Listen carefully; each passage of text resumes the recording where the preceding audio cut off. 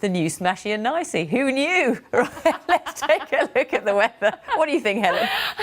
Oh, that's brilliant. Well done, Fiona. Thank you very much indeed. What I think is that the weather is going to get much colder. It's going to give us a shock to the system next week. So 19 yesterday in eastern Scotland, just 11 degrees today. What's the difference? A cold weather front. Would you believe it? We're heading towards May and we're talking about snow even at lower levels. Not for tonight, fortunately. Tonight it's just a frost. We're talking about some low-level frost in the north. Chilly, but in the south we should keep our temperatures a little higher. Could be a little bit of mist and fog first thing. And it's really sunshine amounts that's troubling this weekend. It looks quite sunny in the north, although quite chilly. And we should see some sunshine, more sunshine than we've seen in the south as well, across the southwest in particular. But we've got the remnants of that weather front which are going to be giving us a headache. So hopefully it will be dry and bright and there'll be increasing amounts of sunshine. Could be that that weather front comes back into Northern Ireland later though, so another cloudy day here on the whole. But for Scotland, more sunshine, just those wintry showers over the hills at this stage. But brace yourself, it is going to get much colder.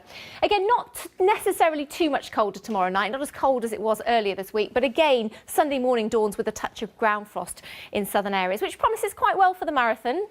Not great for the spectators, but I think the runners will appreciate some rather cool weather.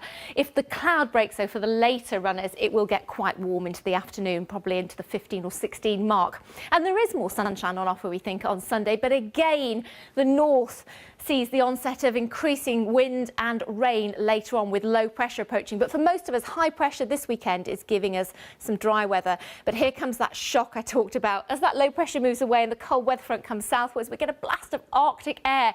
Temperatures will be significantly lower than average, obviously accentuated by that chilly northerly wind, and wintry showers will be widespread. So hail, thunderstorms, sleet and snow even in southern areas, and to lower levels we could see a light dusting of snow, believe it or not.